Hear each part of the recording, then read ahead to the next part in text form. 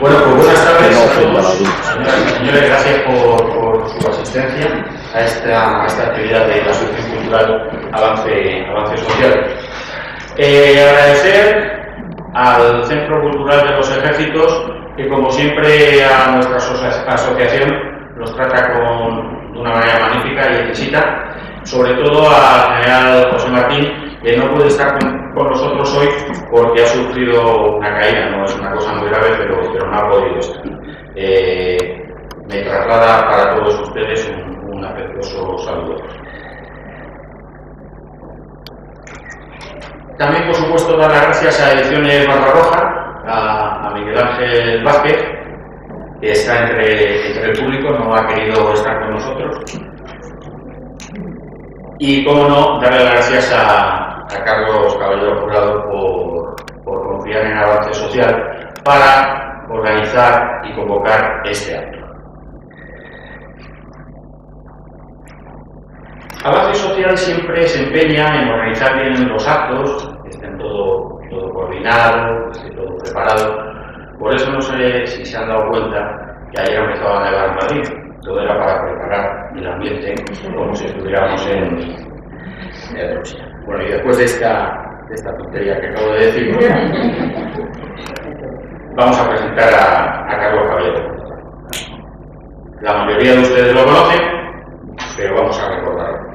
Carlos Caballero Jurado nace en Ciudad Real en el año 1957. Es licenciado en Geografía e Historia y profesor de secundaria. Desde el principio de los años 80 hasta hoy ha escrito 5 decenas de libros de historia militar, algunos de los cuales han sido traducidos al inglés, italiano, alemán, japonés, rumano, polaco, francés. Colabora también asiduamente con artículos históricos en revistas dedicadas a temas militares generales como Defensa, Soldier, Legio 21 y en las dedicadas específicamente a la historia militar como la Revista Española de Historia Militar y Secreta. En relación con la División Azul ha publicado 4 títulos. El Batallón Fantasma, sobre el español que continuó la lucha junto a Alemania para la retirada oficial de voluntarios españoles, Escritores en las trincheras, en colaboración con Rafael Ibáñez, un estudio, vamos a ver, de la bibliografía relacionada con la División Azul, de poderías activos en Rusia, la División Azul en la batalla de Krasnivor, Blue Division Soldier, el Atlas de la División Azul, españoles contra Stalin, la artillería en la batalla de Krasnivor, españoles en la Luftwaffe. Lo más seguro que se me queda algo, claro, me tienes que disculpar. También ha escrito varios artículos y ha contribuido en obras colectivas y prologadas, así como ha dictado varias conferencias sobre el mismo tema. Socio de la Fundación División Azul y miembro del Consejo de Declaración de Boletín Blanco. Bueno, el libro que se va a presentar es el reflejo de la evidencia de un guripa de la División Azul en la campaña de Rusia. En él se recogen los sentimientos y vivencias de un hombre joven que decidió libremente enfrentarse con las armas a un enemigo negador del concepto falangista del hombre. En definitiva, arriesgar la vida por sus ideales, como tantos otros. Y como tantos otros, sin pedir nada a cambio. Su colaboración en la hoja de campaña de la División Azul, publicando en ella artículos y poemas, le otorga la condición de hombre de armas y de letras, tan habitual en la tradición española, y cuyo reflejo es aquel doncel invocado en una estrofa de una canción que muchos de nosotros la conocemos. Son las letras y las armas, las tareas diarias del doncel. Es mi estilo como el suyo, es su afán, mi afán, su fe y mi fe.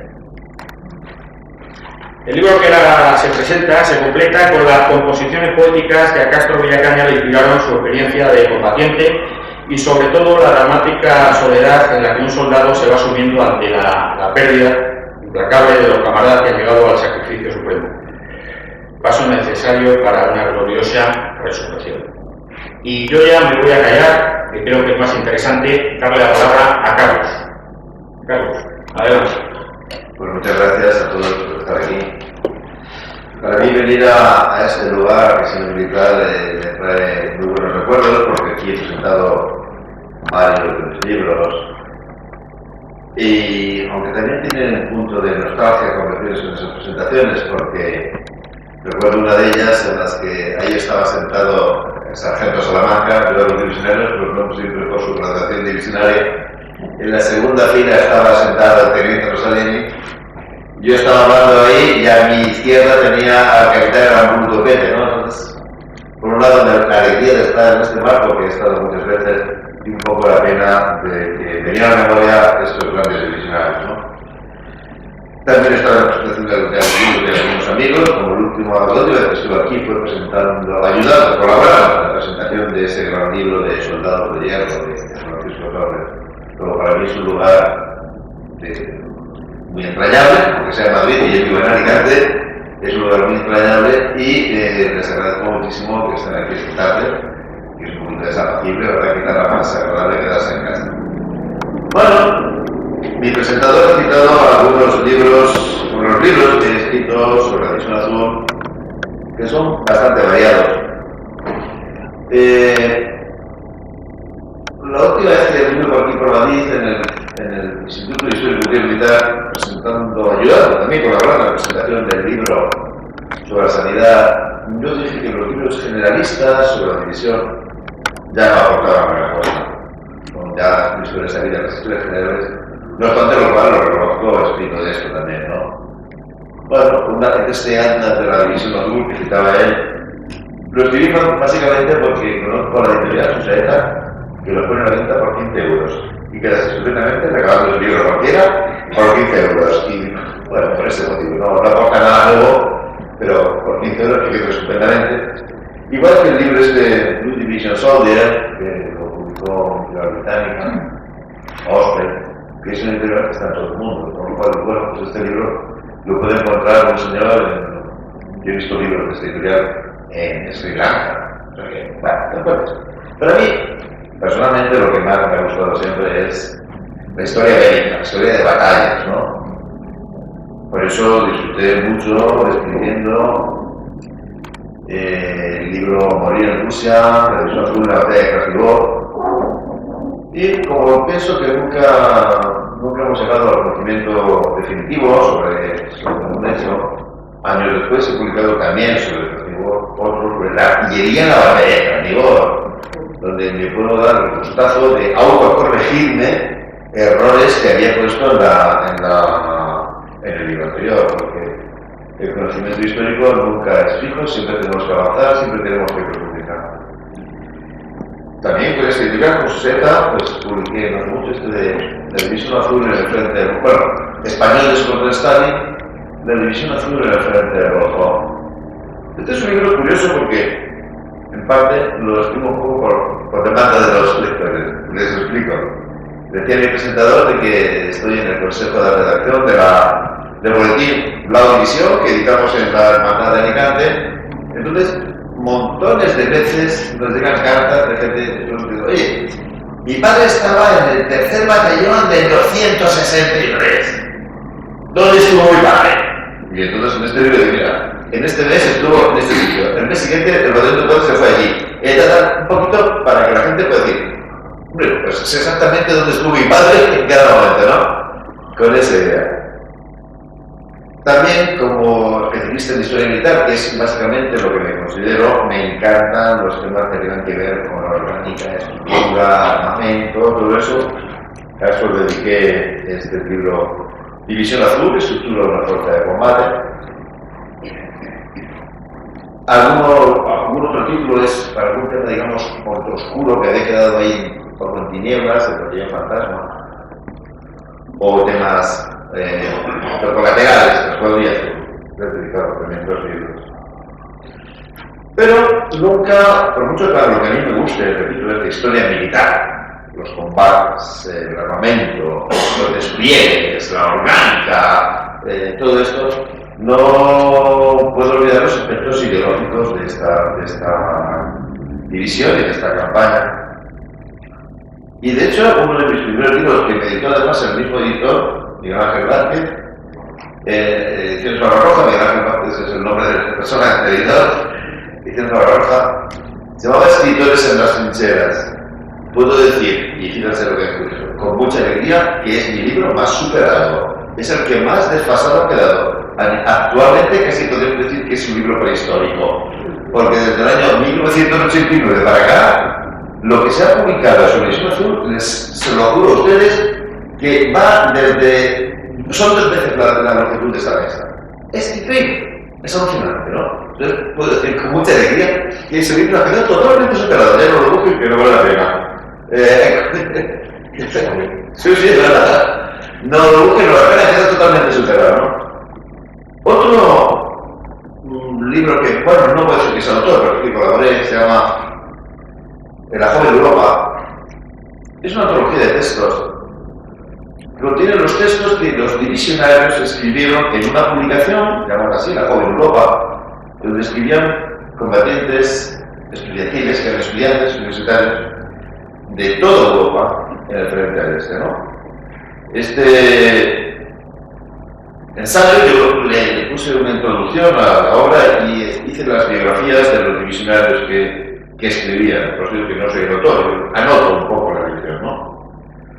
Pero es sumamente importante, creo yo, y me va a permitir que me detenga un pelín en él porque no lo he citado aquí presentado. ¿Por qué es importante? Pues miren, hay descerebrados, y bueno, hoy no pienso cortarme. No, es que miren, cuando está mi mujer me corto, porque si no me rinde. Me dice, no puedes empezar un lenguaje tampoco académico, pero bueno, no está, porque la hay descerebrados que tenemos universidades, y que, por ejemplo, hacen un congreso en Dublín. Y su ponencia es la división sur y el holocausto. Imbécil. ¿Y qué tiene eso que ver? ¿Qué tiene que ver una cosa con otra? Los motivos por los que esta gente fue a Rusia son estos, los que pone aquí, en esta publicación, donde están contando de por qué están en Rusia. Tú puedes decir, sí, pero también ocurrió el holocausto. Bueno, vamos a ver. La Segunda Guerra Mundial es una guerra mundial. ¿Sí? Y en cada bando acaban muchos contendientes por motivos muy distintos. Grecia, que en el año 40 andaba allí el general Metaxas, tipo casi fascista, acaba en el bando aliado. ¿Se acuerdan ustedes?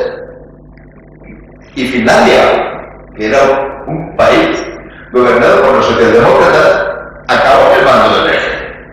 Entonces, ¿qué descelebrado diría Grecia y los crímenes de Katyn? ¿A qué se parece de absurdo? O Grecia y el criminal bombardeo de Dresde. Es absurdo. Vale, los alemanes cometieron el holocausto, pues mire, una tragedia para la humanidad, indiscutiblemente. La división azul con eso no tiene nada que ver. Y usted está forzando el argumento y usted lo que tiene es mucha más. Claro. Pero digo, como no pienso cortarme. Bueno, por ese sentido, queda muy bien reflejado por qué combatieron nuestros hombres a Rusia. Es un testimonio increíble porque está publicado en esta época. Y escriben nuestros hombres, los voluntarios de la División Sur, y de esas nacionalidades, bueno, esa arqueología política solamente en nuestros textos, los españoles. Pero este libro que hoy presentamos, para mí es una novedad. No es la primera vez que me meto en el ámbito de lo biográfico, hablando de la División Azul. Nunca lo había hecho porque en estas cosas tenemos la fortuna de que en el ámbito biográfico la División Azul tuvo un equipo increíble, liderado por Pablo Sarara y con colaboradores como Jaime Barrioso, Víctor Castillo, Óscar López, Luca Molina, que ha dado luz a libros como la biografía de Esteban Infantes, la biografía de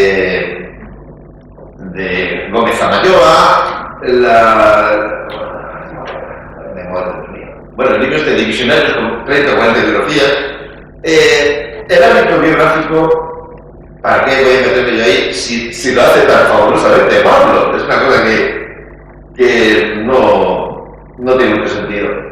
Les adelanto ya que lo que hemos visto publicado por Pablo y sus distintos colaboradores solamente es un avance de un trabajo ambiciosísimo que está haciendo sobre la oficialidad de la División Azul. Que el día que lo tengamos todo va a ser increíble, ¿no? Bueno, pues, repito, yo no tenía previsto meterme en el tema biográfico a lo largo de la división, un poco de mi idea es seguir en el ámbito de la historia militar, los combates, Pero esto, bueno, pues me salió el libro. Me salió el libro porque en principio no era un libro. Se trata de que murió Demetrio Castro Villacañas y a mí me entró un dolor de alma. Es curioso, porque yo nunca lo he visto. Solamente presentamos por correo, cartas de receptivos, o por teléfono. Cuando hablamos por teléfono, las acciones de Telefónica subían, porque no estábamos pero era excepcional, era un personaje excepcional.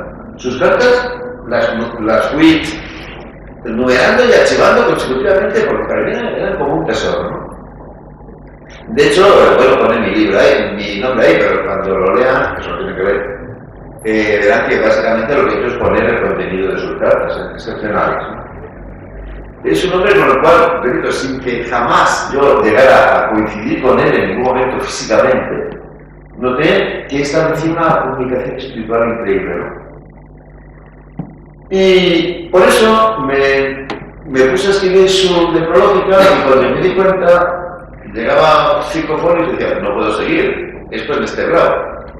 Seguía, en el siguiente grado otras 5 páginas, no puedo seguir. Y me salieron al final, pues es un libro, ¿no? Pero claro, te das cuenta de que es realmente, si queremos entender el papel que desempeña una unidad militar, el elemento fundamental es el hombre. Es cómo son sus soldados, cuáles son sus cualidades humanas y cuáles son sus cualidades marciales, sus cualidades castrenses, ¿no? Que está muy bien saber de armas y de estrategia y de táctica y de orgánica, pero la guerra de los soldados, ¿no? Y me adentré mucho en el estudio de esto. ¿Qué le ha pasado a los soldados de la División Azul? Miren, tenemos una penosa costumbre los españoles, ¿verdad?, de tirar piedras contra nuestro propio tejado. Tenemos una época histórica, la de los tercios, absolutamente maravillosa. Y sin embargo, si ustedes se fijan, muchas veces la gente que ha sido de los tercios, incluso algunos de los que se suponen que los alaban y dicen que son muy buenos guerreros, tal, sin embargo insisten en decir que bueno, que sí, pero que procedían de sectores marginales de la sociedad, que eran buenos combatientes, pero combatientes por desesperación. Esto no voy a poner nombres, pero supongo que intuyen a quién me estoy refiriendo, y vende muchísimo, pero da esa imagen de que como que es combatiente por desesperación. Y miren, esto es absolutamente falso. El soldado de los tercios era lo mejor de la sociedad española de la época. Eran los mejorcitos de cada casa. No eran unos marginales, unos proscritos.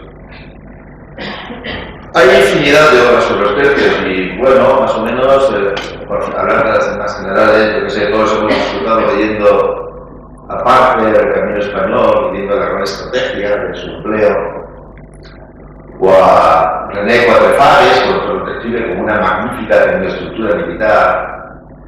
Y si coges al líder apuesta, su libro aquí de Fabián Roy, vas a un combate a otro, bueno, te recreas, ¿no? Pero miren, es curioso. Yo creo que el mejor libro que hay sobre los tercios es uno que muy poca gente ha leído. Y es el de un italiano, se llama Raffaele Urdu, y el libro se llama El soldado gentilhombre, autorretrato de una sociedad guerrera. Un libro que tuvo muy mala suerte porque la editorial que lo publicó quebró poco y no se ha vuelto a editar. Yo no sé cómo no se lo edita, es un libro fantástico. ¿Qué es lo que tiene este libro de excepcional? Pues nos permite entender perfectamente a los tercios porque nos dice qué es lo que leían los hombres de los tercios, de qué se alimentaban espiritualmente y qué es lo que escribían los hombres de los tercios, cómo reflejaban su experiencia militar, ¿no? Y no tiene nada que ver con todo esto de muertos de hambre, desesperados de la vida, y marginales, ni cosas de estas. No es ya que lo diga Rafael Pudu, ¿verdad? Está la historia de nuestra literatura y Y todos sabemos que precisamente, prácticamente todos, nuestros grandes literatos del siglo de oro, ¿qué han sido? Pues soldados de los tercios, ni más ni menos. Desde don Pedro Carlos de la Barca a Bocal, a Lope de Vega, a Miguel de Cervantes, todo. Entonces, bueno, pero no sé por qué esa imagen se queda ahí y se transmite y se repite. Bueno, ¿qué le ha pasado a la división? Pues que, ahora lo puedo decir, ahora me explayo, una banda de idiotas, indocumentados y sectarios le quieren transmitir a la División Azul, a soldados de la División Azul, esa misma imagen negativa de los soldados de los tercios, ¿no? Miren, es que es increíble porque es que es gente que es profesor de universidad o que escribe en periódicos importantes y son capaces de decir que iban indeseables, que iban forzados, o los más finos dicen que inducidos, que les inducían ahí. Pero es que hay gente que dice que sacaban a los funcionarios de las cárceles. Bueno, ¿usted qué es? Lo que os digo, un idiota documentado de analfabeto. Porque quien que tenga el más mínimo conocimiento de lo que fue la campaña de Rusia puede creerse que allí se mande a gente salida de la cárcel. No aguanta la División Azul ni una semana de frente. Ni una semana. Se diluye porque les recuerdo que fue el frente más duro, pero con mucha diferencia, de la Segunda Guerra Mundial. Eso es matemáticamente seguro. Y muy posiblemente, si tenemos en cuenta que ya esta es una guerra industrial con el tipo de armamento que tenemos central, muy posiblemente haya sido la campaña militar más dura de la historia. Y pretenden hacerles creer, esta banda de indocumentados, que allí mandaban a la gente salida de las cárceles. Al día siguiente de estar en Rusia, de estar al frente, la División Azul se ve el suelo. Ni más ni menos. Bueno. Pero hay una cosa triste, pero que es así. Resulta que esta gente lanza sus insignias y ahí queda. Lo normal, cuando uno hace una afirmación de esta, es decir, fue gente de la cárcel, y decirte, por ejemplo, el soldado Luis Fernández Tal, tercer batallón del regimiento Vierna, fue salido de la cárcel. ¿Alguien conoce algún autor de los que dicen eso? Que cite un solo ejemplo. Uno solo. Nada. Es más, cuando uno lo analiza, claro, por deformación personal, esos libros me los leo con lupa, ¿no? Y fueron algunos no sé qué, y algunos no sé cuántos, y algunos de las cárceles, y ahí nunca hay notas de página. Otra leyenda pertinaz. No, lo formaban en los cuarteles. 1, 2, 3, a Rusia, 4, 5, 6, a Rusia. Vale, muy bien. Dígame usted solamente un ejemplo, por favor, solamente un ejemplo. ¿En qué regimiento, en qué fecha se hizo eso? Porque no te lo voy a decir. Muy sencillo, porque coges la revista de comisario del regimiento y ves que no hay de la Rusia. Así es sencillo. Pero toda esta gente lanza insignias y se la publica. Y nos toca a nosotros hacer la demostración de que esto es falso. Es una cosa alucinante. Si son ellos los que lanzan la demostración, tendrían que demostrarlo ellos. Pero bueno, la correlación de fuerzas es la que es y nos toca a nosotros demostrar que esto es falso. Por eso hay que recurrir a la tecnología. Y esta de Demetrio es una de ellas, ¿no? El soldado Demetrio Castro Villacañas no se parece en nada a ese perfil que nos quieren dar los divisionarios. El editor le ha puesto este nombre de el soldado, poeta, anarquista Demetrio Castro Villacañas. El soldado. Podríamos decir que hay como 3 tipos de soldados en la historia. Uno son los profesionales de las armas, los que deciden consagrar su vida al servicio de su patria, que cultivan ciertos valores y que están dispuestos a morir por su patria en cualquier momento. Son, por tanto, admirables.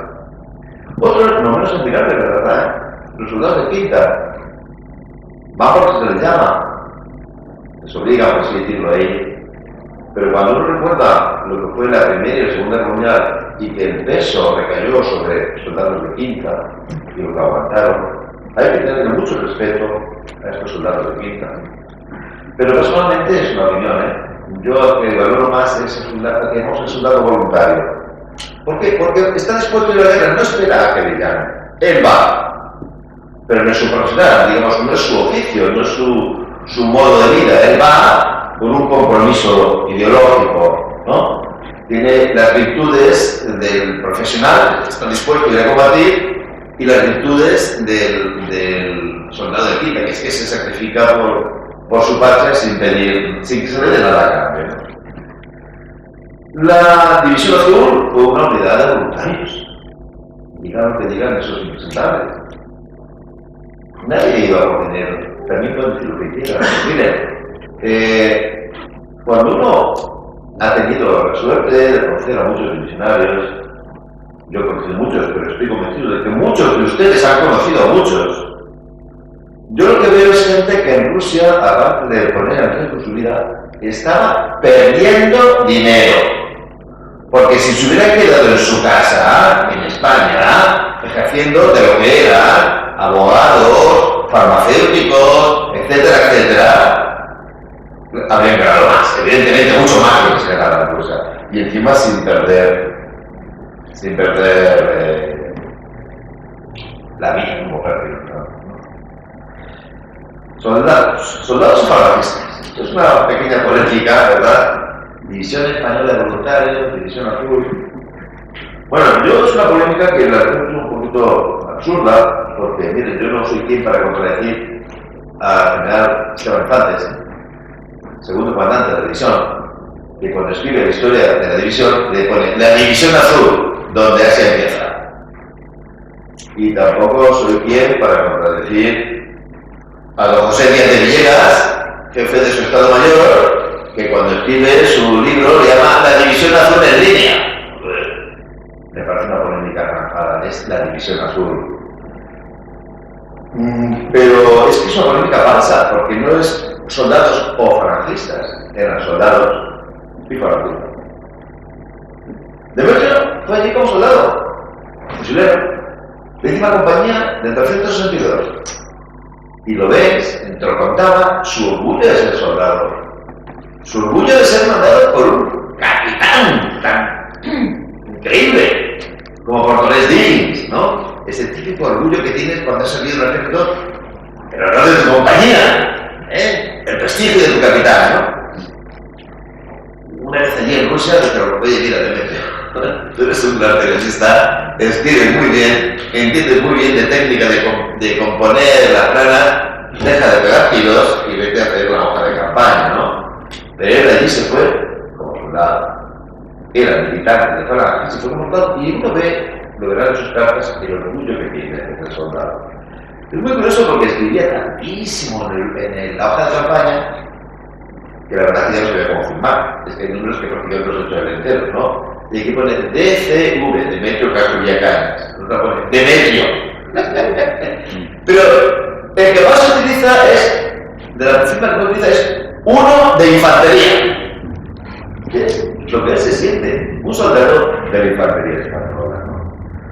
Fue como falangista, fue como activista político, pero lo que siente es el orgullo de ser soldado.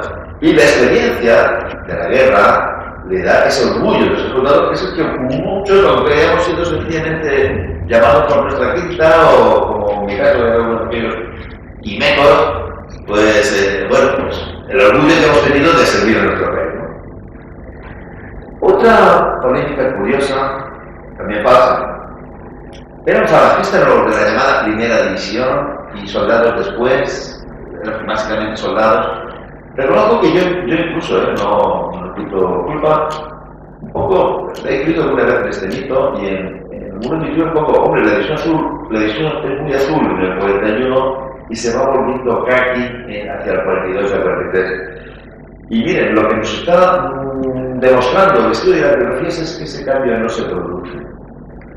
¿Qué es lo que se ha encontrado, por ejemplo, mi gran amigo y mi admirado colega Paco Torres, cuando estudia con detenimiento los voluntarios de Monte, en una obra modélica?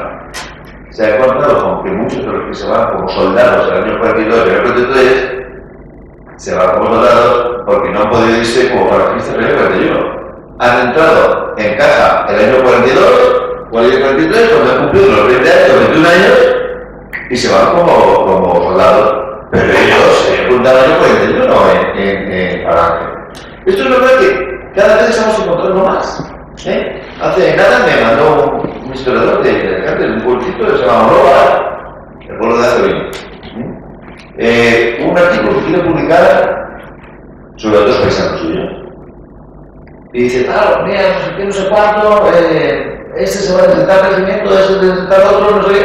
Y yo, espera, vamos a mirar sus expedientes. Él tiene el expediente de Ávila, ¿no? Lo que llamamos el expediente de Ávila. Y en efecto, uno era un regimiento de caballería en Lusitania, en Valencia, y otro de un regimiento de infantería. Y yo, pero un ratito, vamos a mirar. Y tiramos del listado de los 1.453 hombres que se alistaron en Alicante en junio del 41, salieron para Rusia 150 de esos 1.400, y ahí estaban los dos nombres. Se van en el año 42, en un batallón en marcha, desde sus regimientos, perdón, porque no puede irse antes, desde el futuro de la marca, ¿no? Es tan absurda esa disyuntiva, soldados o falangistas, en la cual se regodean algunos historiadores. Miren, en Alicante, que ha habido siempre un grupo, hubo siempre un grupo de misioneros excepcionales. Bueno, pues muchos de ellos, con el paso del tiempo, ya se pueden ustedes imaginar que su activismo político se fue calmando, ¿no? Algunos, bueno, mis ideas ahora pienso, soy más moderado, pero había dos que eran falangistas al 150%, literalmente. Uno, Vicente más. Yo soy Pepe de Galería. Es graciosísimo. Ninguno salió al listado de milicias. Vicente Más estaba haciendo su servicio militar en Gerona cuando se formó la división y se fue desde su regimiento de Gerona. Y el otro, Pepe Vidal, estaba haciendo servicio militar en su regimiento de San Fernando XII y se fue de su regimiento. Así que se no, mira, aquí se ve que van 1.000 soldados en vez de 1.000 falangistas. Sí, son soldados falangistas. ¿Te has molestado de mirarlo? Es curiosísimo, la gente, el atrevimiento que tiene, yo es que me escandalizo. Me manda el otro día un artículo, un tío que ha cogido un grupo diminuto de nombres, los que llegan a la División Sur procedentes de la zona aérea de Canarias y del África Occidental. De hecho, pues si son 100 nombres, no puedo estudiar bien. Vale, qué chulo vas. Bueno, vale, yo me dice que este es un estudio muy incompleto, muy incompleto. Claro. Yo me miro al lo único que hizo estudios que a mí me vienen los nombres de los 100 hombres. Y él dice, bueno, deben irse todos, no está muy claro, son suficientes falangistas, deben irse todos por, más o menos. Y viene Juan Faust Cardona. Claro, usted no le dirá nada, pero Juan Faust Cardona es argentino, es de un pueblo, de una ciudad cercana que se llama Alcoy. Y se fueron a Rusia Juan Faust Cardona y su hermano Alberto Faust Cardona, también ese estaba en la aviación en Canarias, el otro estaba en la península, en infantería. Miren, los dos son militantes de la vieja guardia, los dos son cruz de hierro, y el tío va tan ricamente y lanza la insinuación de que se habrá ido por la paga. Bueno, ya les digo, es una cosa curiosísima el atrevimiento de esta gente. No hay esa dicotomía de ser falangistas y ser soldados. Básicamente, los que van como soldados, muchísimos de ellos, lo que comprobamos cuando estudiamos su biografía y entendimiento es que antes han querido irse desde los patrulles de enganche de las jefaturas de milicias. Segundo calificativo que le he puesto en mi editor del libro, poeta. ¿Qué es un poeta? Pues no que junta bien las palabras. Y es capaz de hacer rimas, que escribe con gracia, ¿no? Vale, más o menos. Yo no sé ustedes, pero yo tengo una pasión que es la etimología. De todas las palabras quiero saber su origen, porque creo que es lo que me da la verdad de la palabra, ¿no? Y poeta viene del griego poiesis, crear. ¿De acuerdo? El poeta es el creador. Si nos fijamos, el mundo, la vida, es un magma de hechos, de experiencias, bastante caótico, ¿verdad? Pero hay gente que tiene capacidad de esa masa confusa de hechos, de experiencias, de sensaciones, crear un relato. Ese es el poeta. El que es capaz de crear un relato, de articular un relato. Y como se trata de que eso, lo que más lo asumamos, los poetas además tienen esa maravillosa característica de hacerlo con palabras muy bellas, dándole a la palabra, que como decía la frase aquella de nada que no lobos, que no con el prostoceo, en el principio la palabra y la palabra estaba al lado de Dios, de darle a la palabra toda su belleza. Así cuando dice mi editor, el soldado poeta, lo está haciendo muy bien, porque resulta que Demetrio, tanto en lo que escribió en la hoja de campaña como en su vasta obra, no escribió ningún libro grande sobre División Azul, pero escribió una infinidad de artículos sobre División Azul. Entonces, tanto en lo que escribió en Rusia como lo que escribió después aquí en España, es uno de los hombres que ha creado básicamente nuestra percepción de la División Azul.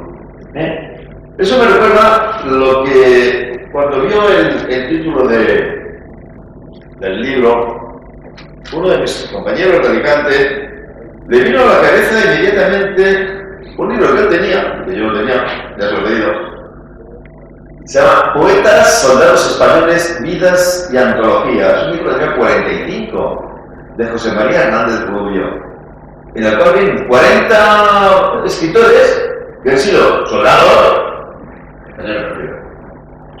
y grandes poetas. Empieza con el rey Mutamí, de la taifa de Sevilla. Y bueno, pues incluye a Garcilaso, Miguel Cervantes, Lope de Vega, Calderón, Hernando Acuña, Alonso de Arcilla, Juan Rufo, Bel de Guevara. Lástima que esto ahora, claro, llegó hasta el 45, pero si algún día alguien escribe poetas, soldados españoles, desde luego, Demetrio sale ahí, Y miren que esto es difícil, porque la División Azul fue una división de poetas. Curiosísimo. Yo estoy convencido que no hay ninguna unidad donde tanta gente haya escrito poesía. Mira, pues a mí no me suena más que la de Dionisio Vidrago, no. Si ustedes se ven el facsímil de la hoja de campaña, verán que hay infinidad de poesía. O sea, ya en Rusia muchísimo de los divisionarios, además te pone Alfredo tal, y escribía poesía. Pero después lo que hay es una vastísima producción que la conocemos, lo que conocemos a los divisionarios. Me explico, en Alicante, don Rafael Ángel Soler, del primer batallón, del 273, pues tiene escrito una poesía fantástica, lo que se lo también lo parece.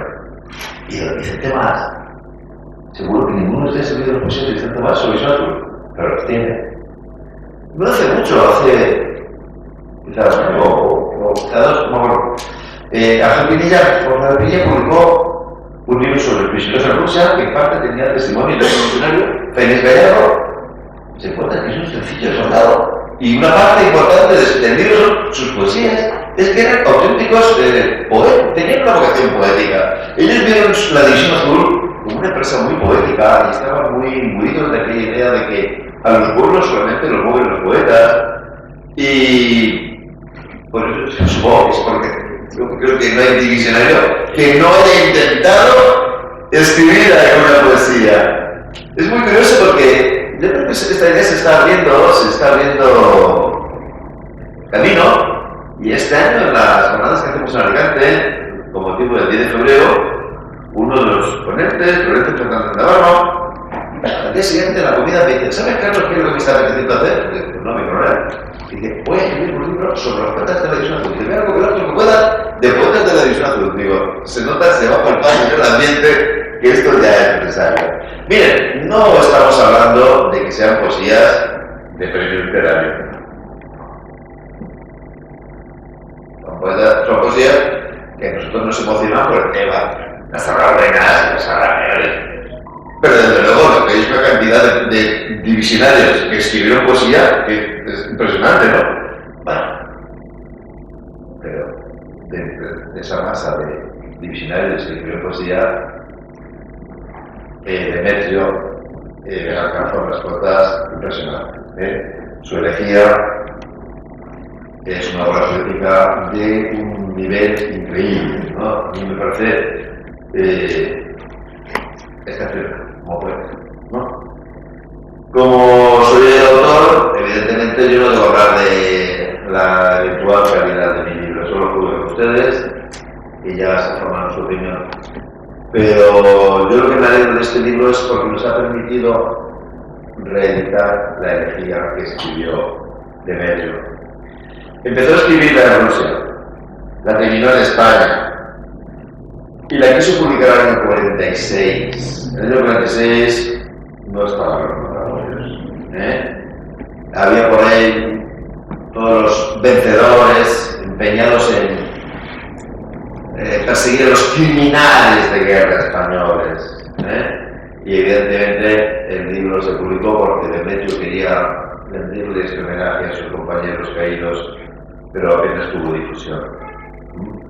Yo cuando me enteré de este libro y ya conocí a Demetrio, le dije: mira Demetrio, siento horrorosamente porque mi libro este que les decía de escribir las trincheras no he puesto tu obra, no la había detectado que existiera y estaba ahí, ¿no? Así que le dije: siento horrorosamente que no estés tú en este libro mío. Y me dice: no te preocupes, Carlos, es que no, mi familia y yo y 4 más, ¿no? Así que, y por eso ahora que por poder editar de nuevo la elegía y que esté a la parte de mucha más gente, para mí es lo más importante de este libro. Lo dicho, el día que alguien tenga la buena idea, la feliz idea de escribir Poetas Soldados Españoles 2, Demetrio tiene un lugar. Bueno, y la tercera afirmación de que aporta el editor, falangista, poeta soldado falangista. Miren, lo fue siempre. Él se fue a la división como falangista y regresó como falangista. Se lo comentaba, bueno, pues me se comentó aquí hace un instante. Todos ustedes tienen una imagen seguro en su archivo visual aquí, y es la masa de estudiantes que bajan desde Callao por la calle Avenida San Antonio hacia la Secretaría General, con un cartel que pone voluntarios falangistas contra Rusia, y se ve delante de la pancarta hay un señor vestido impecablemente de militante falangista, saludando brazo en alto, dirigiendo, es Gaspar Gómez del Serna, el que después será gran escritor. Y detrás de él se ve un señor, un chico rubicundo, de aspecto rubicundo, con una bandera falange. Ese es Demetrio Castro de Cañas.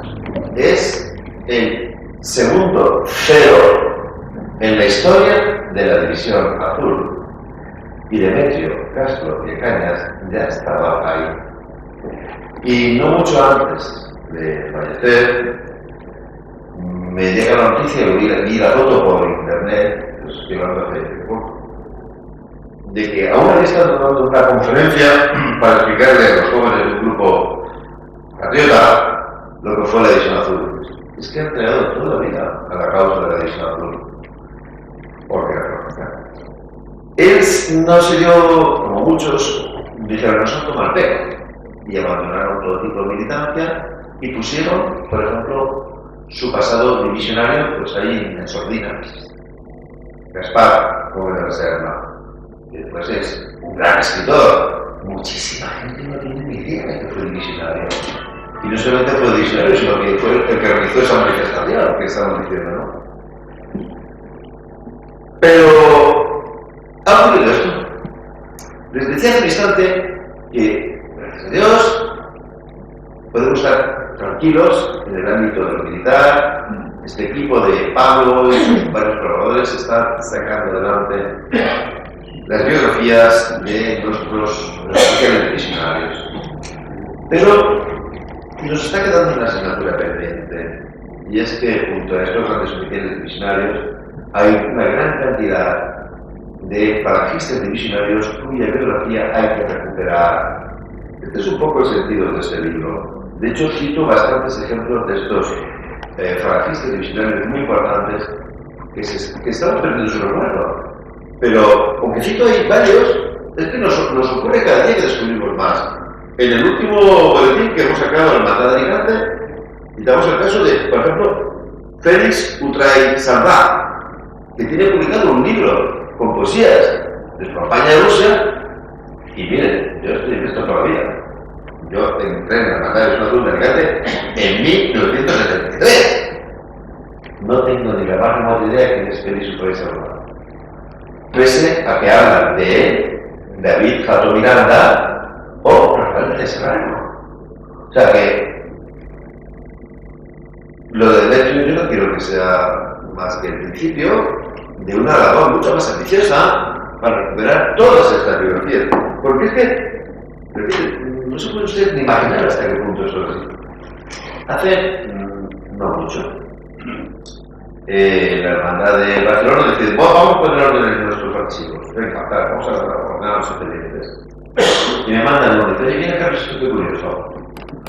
Una carta de la Hermandad de Barcelona, perdón, de Mallorca, a la Hermandad de Barcelona. Y dice, oye, nuestro camarada va a estrenar allí una obra de teatro.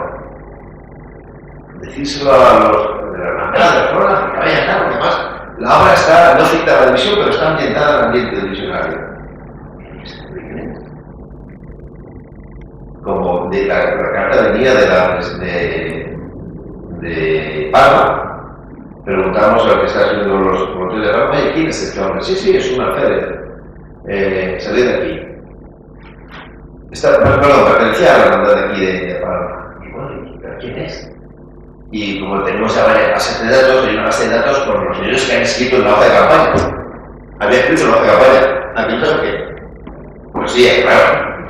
Pero bueno, después aquí en España escribió obras de teatro. Pero párense, varias obras y alguna fue inaugurada, aquí al lado del Circo de Bellas Artes. Pero párense, es que en el año 83 aún publicamos un ensayo sobre el pan en las casas. No teníamos ni idea de qué había hecho este hombre y qué era este hombre. Pero me manda después otro expediente de un señor, también en la Hermandad de Barcelona, Enrique Vasco Teruel. Oye, mira, aquí dice que se promociona su libro y tal y cual. Por lo visto el historiador. Y a mí me sonaba de haber leído artículos suyos en la revista Hermandad de Barcelona. Pero bueno, yo soy muy crítico de internet, he hecho casi que estudiar, y después lo uso, claro.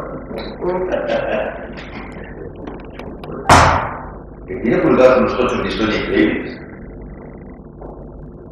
Por eso digo que hay, igual que tenemos, afortunadamente, en marcha, y seguro que se va a hacer bien por los años de Pablo Cagara, este gran estudio sobre los oficiales misionarios, ojalá, un poco gente que se inspire en este libro, haga este estudio pendiente de hacer sobre los falangistas de misionarios. Que miren, yo como siempre tengo que citar este caso de Alicante, en esa biografía. En Alicante hay momentos en la historia de Alicante en que el alcalde ataca con su libertad divisionaria. Y para ustedes que asocian Alicante al paseo ese de bonito que dice la gente, eso se hizo por inspiración de la Gran Consumidor. Pero es que el director de la residencia sanitaria, que entonces la de la provincia, que se llamaba 20 de noviembre, divisionario. Pero es que el decano de letras, de literatura, Aragón, divisionario. Y es que había 3 concertantes divisionarios. Y fueron una élite intelectual y política. Y no podemos dejar que eso quede en el olvido, ¿no? A ver si. Bueno, ya en el caso del periodismo sale el periódico que salía de la información, el vicedirector divisionario. Pero bueno, ¿qué gente fue a Rusia? Estos son los que salían de las cárceles y los que iban formados. Sí, los desarmados. Ahora, como ya me estoy haciendo mayor, no sé si ustedes lo han percibido, antes teníamos para todo esto de oculistas, la gente iba a Barcelona, a Raquel y tal, de cada escuela. Ahora Alicante es una de las ciudades muy potentes, el tema de esto de, pues no me acuerdo del nombre, pero esa escuela de oculistas de Alicante la creó un esta vida de Aristóteles lo cita, salió como soldado, atento, salió como soldado, dijeron, pero tú te has enterado de su idioma. Y se lo llevaron, igual que Armando Muñoz Calero, montaron un equipo quirúrgico con él, y él era el que estaba de oculista en el equipo de Armando Muñoz Calero. No. El chico no me acuerdo. Bueno, ¿qué pasa? Bueno, miren, es que son gente que hizo mucho por sus ciudades, por sus provincias, por sus pueblos y por España, claro, y se están quedando sin el reconocimiento. Miren, cada uno es libre de los que estamos aquí, de pensar, de tener su opinión sobre Falange y, por supuesto, aquí nadie vamos a imponer que cambie de opinión, eso es de cajón. Puede verla de una manera más positiva, de una manera más negativa, pero los méritos que haya tenido habrá que reconocérselos. Miren, ahí, en esta época de talibán, de la memoria histórica, lo están haciendo en Cataluña, lo han hecho en Cataluña, lo están haciendo hacer en la Unión Europea, y me acuerdo que va a parte de España. Es algo que parece pueril, es arrancar de la entrada de las casas aquellas plaquitas metálicas del Instituto Nacional de la Vivienda, que ahora en Yuga aquí. Porque el Instituto Nacional de Vivienda, una idea de posibilidad es una idea falangista. Pero claro, si quieres vender la moto de que los falangistas eran todos señoritos pistoleros, no cuadra, ¿no? Bueno, pues vos quieren borrar esa realidad, recurriendo a su talibanismo, ¿no?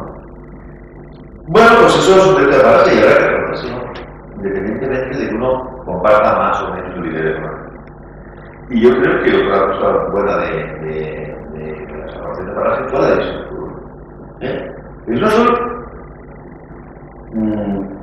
Solamente puedo salir de Falange. No digo atentos, no nos equivoquemos, que todos los que fueran militares de Falange, no puede decirlo así.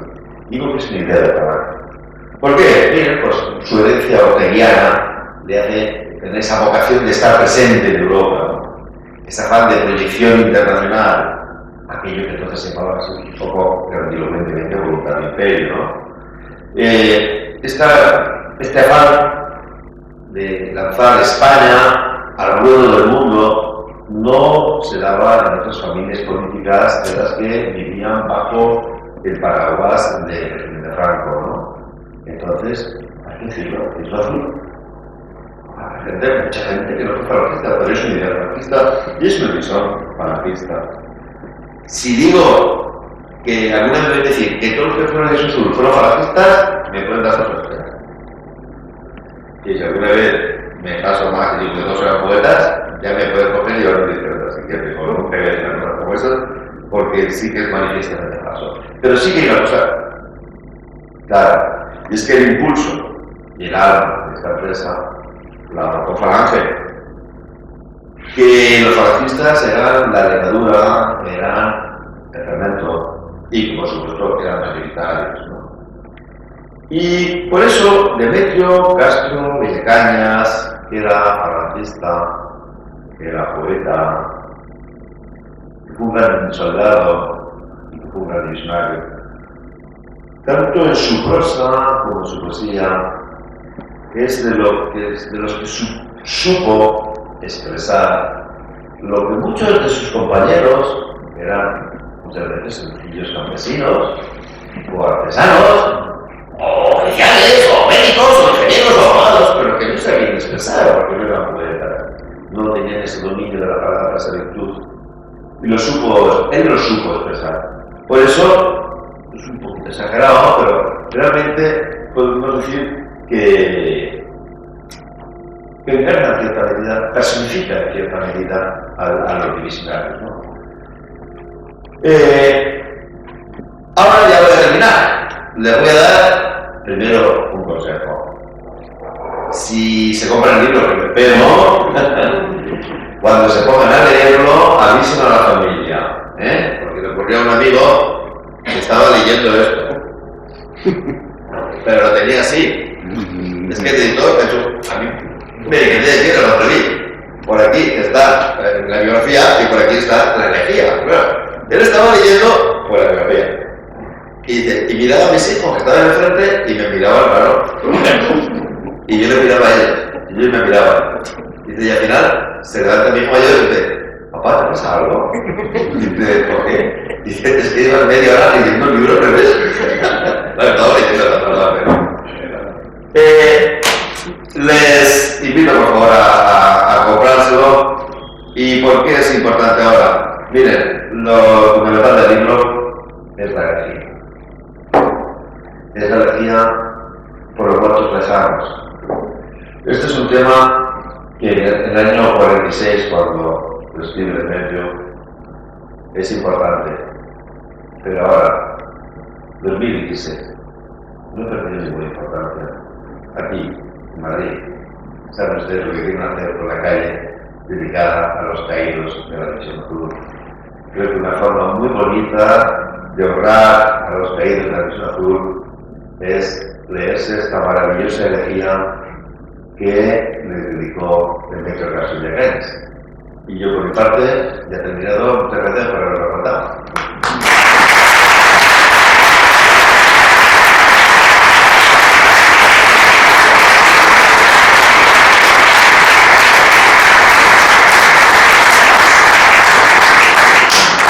Abrimos un periodo ahora de, si se quiere hacer alguna pregunta a Carlos, hay una señorita con un micrófono, si alguno quiere hacer alguna actualización, alguna pregunta.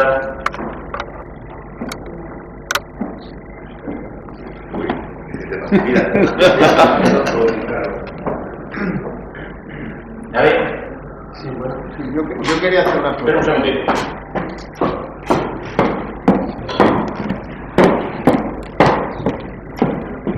Hola, bueno, pues yo quería hacer una pregunta que me ha quedado un poco, se ha comentado de cómo se ha hecho el libro, pero me gustaría tener un poco más de información, más o menos, porque seguro que alguien, igual me pasa a mí, que tengo mucho material, o cierto material para poder hacer un libro parecido, pero nunca sé cómo juntar las piezas del puzzle. Entonces me gustaría que explicase el autor un poco más cómo hizo, sí, porque ha comentado ahí una serie de cartas, pero por supuesto sí, un poco, podría extraer un poco más de este tema. Gracias. Bueno,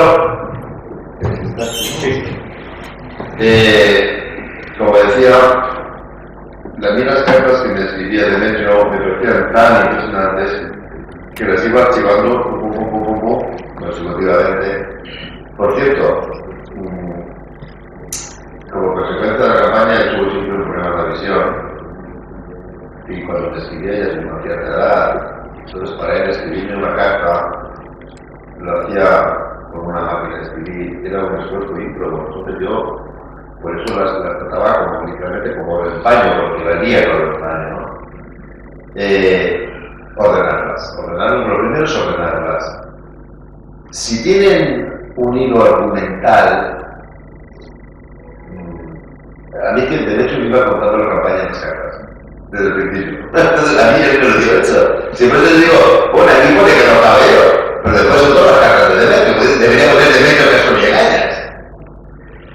Yo no sé, te refieres a cartas del padre. ¿Tienes cartas del padre? Sí, muchas, ¿no? Sí. Hombre, pues una buena idea es, si guardan relación con los hechos de armas que protagonizó, es seguir esa evolución. Cuando llega a Rusia, porque claro, no cuenta lo mismo cuando uno está en frente como el Volkhov, como cuando estás allí en las trincheras de San Petersburgo, etcétera, etcétera. Yo seguiré un poco, primero relacionarlas muy bien, sacar todas las que tienen, hay partes que, bueno, siempre hay una carta en una parte de esas que te recuerda cómo está ahí, mando besos a los tíos y cosas de esas, sacarles todo su contenido. Y en el caso de cartas enviadas desde Rusia, que hay excelentes cartas, se nos olvida muchas veces que hay un género que es el género epistolar. Y eso durante mucho tiempo se ha tenido un gran valor. Ordenarlas y ver si tal por su orden cronológico, ya por sí mismas tienen contenido. Y si no, bueno, pues eso hay que estudiar. No hay una regla fija. Es ponlas en orden todas empápate de ellas, mira a ver las partes que porque reproducirlas tal cual no tiene más sentido en la medida en que toda carta incluye una parte superflua de trámite, ¿no? Darle besos a mamá, que no se preocupe. Aunque también a veces resulta que estos hechos anecdóticos están cargados de valor, ¿no? Porque esto lo ha puesto también, claro, en evidencia muchas veces Paco Torres en su escrito suyo maravilloso, cuando dice, di lo que le escribía a su mamá. Mamá, estamos muy bien, no te preocupes, no pasa nada. Y estaba herido de bala, congelado de pie, en un hospital, pero de tal amor filial que no quería que su madre se preocupara. Y le están diciendo, por favor, es que no te preocupes por mi mamá, ¿no? Así que, no sé, no hay una regla fija. De luego, ponlas en orden todas, ordénalas, empápate de ellas, porque yo es una cosa. Hay soberbias colectivas en estos lugares, que las familias, aunque no se deciden, hay una fascinante de un caído ruso de comandante alemán. Este mandaba a la familia unas cartas increíbles, muy buenas, muy completas, muy exhaustivas. Es un proyecto que está ahí publicarse, ¿no? Pero desde luego tiene mucho valor, no lo dejes caer de saco roto, porque muchas de esas cartas son muy valiosas. Y te sumergen en la realidad del momento, hasta las mentirijillas que le cuentan a sus mamás tienen valor. Además, bueno, pues nada. ¡Vamos para el libro! Agradecemos de verdad a todos los asistentes, a los señores y señoras que han venido. Carlos, muchísimas gracias. Y como ha dicho Carlos, a comprar el libro, que lo va a firmar. Muchas gracias.